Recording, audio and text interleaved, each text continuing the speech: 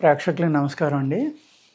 ఈరోజు మనం షుగర్ వ్యాధి, డయాబెటీస్ అంటున్నాం కదా, ఇది చాలా ఎక్కువగా ఉందండి మన తెలంగాణ కానీ ఆంధ్రప్రదేశ్ కానీ. పర్సంటేజ్ పెరిగిపోతూ వెళ్తుందన్నమాట. అందుకు ఇందులో 2 టైప్స్ ఉంటాయండి. ఒకటి టైప్ 1 అంటారు, టైప్ 2 అంటారు. పుట్టుకతోటి వచ్చేది, అలాగే చాలా చిన్నతనంలో వచ్చేది కొంచెం ఇబ్బంది పెడుతుందండి. వాళ్ళు వచ్చిన కాడి నుంచి కూడా ఇన్సులిన్ స్టార్ట్ చేయడం అనేది జరుగుతూ ఉంటుంది. ఈ ఇన్సులిన్ లేకుండా చేయాలి అంటే కొంత వ్యాయామం, అలాగే కొన్ని జాగ్రత్తలు, ఉదయం ఏం తీసుకోవాలి, డైట్, ఇవన్నీ తీసుకుంటే కనుక ఇన్సులిన్ నుంచి మనం బయటికి రావడానికి చాలా అవకాశం ఉందండి. షుగర్ అనేది ఓన్లీ ప్యాంక్రియాస్ కాకుండా లివర్ పాడవడం వల్ల కూడా, లివర్ సరిగ్గా వర్క్ చేయకపోవడం వల్ల కూడా షుగర్ రావడానికి అవకాశం ఉందండి. అంచేత ఏంటంటే షుగర్ మెడిసిన్ అనేది లివర్కి, ప్యాంక్రియాస్కి రెండాటికి ఇస్తే చాలా వరకు ఉపశమనం కలగడానికి మనకు అవకాశం ఉందండి. ఇక్కడ మన ఫుడ్ హ్యాబిట్స్ అనేది మోస్ట్ ఇంపార్టెంట్ అన్నమాట. బాడీ డీటాక్స్ చేసుకోవడం అనేది కూడా ఇంపార్టెంట్ అండి. ఇక్కడ ఎప్పుడైతే మన శరీర శుద్ధి అంటే డీటాక్స్ చేసుకోవడం మానేసామో, పూర్వకాలం ఎలా ఉండేదంటే మనకి ఆముదం అనేది ఇచ్చేవారు కదండి, సీజన్ మారినప్పుడల్లా ఇచ్చేవారు. ఇచ్చినప్పుడు ఏమైంది, మనకి మన పేగుల్లో ఉన్న కల్మషం అంతా, ఏదైతే విష పదార్థాలు పేగులకు అంటుకుపోయి స్కేలింగ్ కింద ఏర్పడిందో ఒక పొర కింద, ఆ పొర అంతా కరిగి బయటికి వెళ్ళిపోవడం వల్ల ఈ విష పదార్థాలు, శరీరంలో ఉన్న విషాలు, టాక్సిన్స్ అంటాం మనం, ఆ విష పదార్థాలు తగ్గిపోవడం వల్ల ఏమైందంటే లివర్ హెల్తీగా ఉండేది, ప్యాంక్రియాస్ హెల్తీగా ఉండేది. ఎప్పుడైతే ఈ విష పదార్థాలు అనేవి శరీరంలో పెరిగిపోయినాయో అప్పుడు ఆటోమేటిక్గా మీకు లివర్లో పెరిగిన విష పదార్థాలు లివర్లోకి వెళ్ళినాయి అనుకోండి, అవి ఏం చేస్తాయి, బయటికి రాకుండా మిగిలిపోయినాయి. ఈ ప్యాంక్రియాస్ లివర్ పక్కనే ఉంటుంది కాబట్టి దీంట్లో కూడా ఈ విష పదార్థాలు చేరడం వల్ల టాక్సిన్స్ అనేది ప్యాంక్రియాస్ గట్టిపడిపోవడం వల్ల ఏమవుతుందండి, మనకి ఇన్సులిన్ రిలీజ్ చేయడం అనేది పర్ఫెక్ట్గా లేక ఈ షుగర్ వ్యాధి అనేది మనకి స్టార్ట్ అవుతుందండి. అందుకేం చేయాలి అంటే, ఈ షుగర్ వ్యాధిలో ఎక్కువగా రైస్ మానేమని, గోధుమలు తినమని ఇలా చెప్తూ ఉంటారు. గోధుమలు తినటం వల్ల మరింత పెరుగుతుంది తప్ప తగ్గదండి. ఫైబర్ ఫుడ్డే, డెఫినెట్గా గోధుమలు ఫైబర్ ఫుడ్ బాగానే ఉంటుంది. కానీ అదే ఫైబర్ బ్రౌన్ రైస్ తింటే గోధుమల కన్నా చక్కగా పనిచేస్తుందండి. బ్రౌన్ రైస్ అనే దాంట్లో విటమిన్ E ఉంటుంది, B12 ఉంటుంది, ఇలాగా అనేక రకాలుగా విటమిన్ A కూడా ఉంటుందండి. అవన్నీ ఉపయోగపడతాయి అన్నమాట. ఆర్గానిక్లో పండించిన బ్రౌన్ రైస్ అయితే మట్టుకు ఇంకా అద్భుతంగా పనిచేస్తాయండి. ఇప్పుడు అనేక చోట్ల నుంచి ఈ ఆటవికులు పండించిన రైస్ కూడా పట్టుకొచ్చి అమ్ముతున్నారు చాలా షాపుల్లో. అలాంటి ఆ ఫారెస్ట్లో పండించినవి అయితే అద్భుతం అండి. అవి అటువంటివి కనుక మీరు దంపుడు బియ్యం అంటే బ్రౌన్ రైస్ కనుక తింటే గోధుమ తిన్నదానికన్నా అవి బాగా పనిచేస్తాయి అన్నమాట.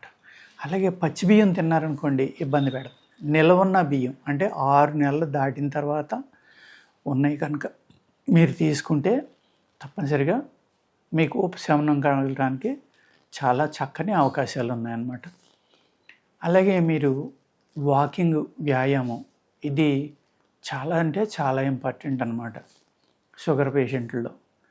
ఆ విధంగా కనుక మీరు వ్యాయామం ఎవ్రీడే చేసి గడ్డి మీద చెప్పులు లేకుండా నడిస్తే మంచిదండి. ఎవరైతే లాన్ నుండి పెద్ద ఇళ్ళు ఉన్నారో వాళ్ళు చెప్పులు తీసేసి గడ్డి మీద నడవండి. కుదరని వాళ్ళు పార్కుల్లో ఉంటాయి కదా లాన్లు, అటువంటి చోట్లకి వెళ్ళి ఎర్లీ మార్నింగ్ నడిచారనుకోండి చాలా బాగా పనిచేస్తుంది. ఆ వాకింగ్కి వెళ్ళి ముందర ఏం చేస్తారంటే, మీరు ఒక 50 గ్రాములు కాకరకాయ ముక్క తీసుకోండి. కాకరకాయలు స్ప్రేయింగ్ అయ్యి చేస్తారు కాబట్టి తెచ్చుకోగానే వాటిని ఉప్పు, బేకింగ్ సోడా, పసుపు, నిమ్మరసం, వెనిగర్ 5 రకాలు చెప్పానండి మీకు, జ్ఞాపకం ఉంది కదా. మీరు మళ్ళీ ఈ వీడియో చూడండి.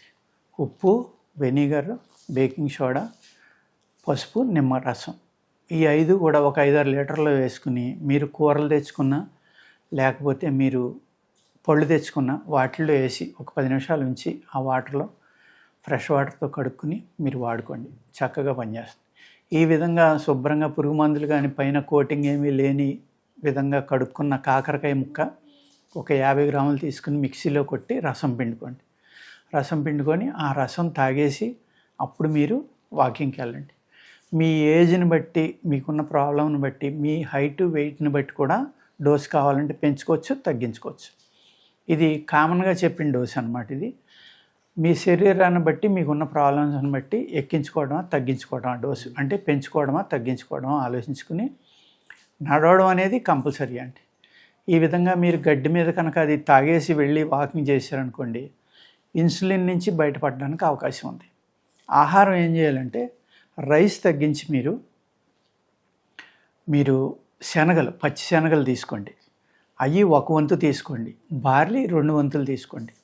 ఈ 2 శనగపప్పు, పచ్చి శనగపప్పు అన్నమాట. పచ్చి శనగలు తొక్క తీసినవి అయినా పర్వాలేదు, పచ్చి శనగపప్పు అయినా పర్లేదు, తొక్కలేంది. ఈ 2 కలుపుకుని చూర్ణం చేసుకుని అందులో కొంచెం మిరియాల పొడి, వాము లాంటిది, కావలసినంత ఉప్పు వేసుకుని ఆ పౌడర్ తోటి మీరు రొట్టి కానీ లేకపోతే ఒక దోశలాగా కానీ చేసుకుని నెయ్యితోటే వేసుకోవాలి. అవి 2 కూడా నెయ్యితోటే కాల్చుకోవాలి, నెయ్యితోటే వండుకోవాలి. చేసుకుని ఓన్లీ ఆకుకూరతోటే తినాలి.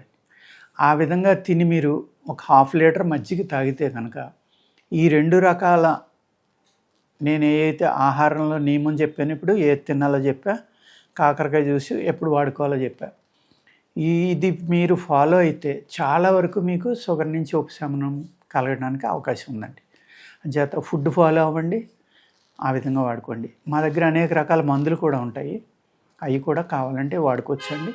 మెయిన్ మీరు వ్యాయామం చేయడం, ఆ గడ్డి మీద కాకర రసం తాగి నడవడం, తర్వాత నేను ఇప్పుడు చెప్పిన ఫుడ్ హ్యాబిట్, ఈ రకంగా మీరు కంటిన్యూ చేస్తే కనుక చక్కగా మీకు ఉపశమనం కలిగి, ఒకవేళ పూర్తిగా షుగర్ తగ్గకపోయినా కూడా ఆ షుగర్ అనే దానివల్ల వచ్చే సైడ్ ఎఫెక్ట్లు, అంటే మజిల్లో సెల్స్ చనిపోయి మజిల్ వీక్ అవడం, ఫ్రోజన్ షోల్డర్స్ రావడం, మోకాళ్ళ నొప్పులు, కాళ్ళ నొప్పులు, ఎముకల నొప్పులు, ఇవన్నీ కూడా షుగర్ వల్ల కూడా వస్తాయండి. అవి అన్నిటి నుంచి బయటపడటానికి అవకాశం ఉంటుందండి. అర్థమైంది కదండి. నమస్కారం.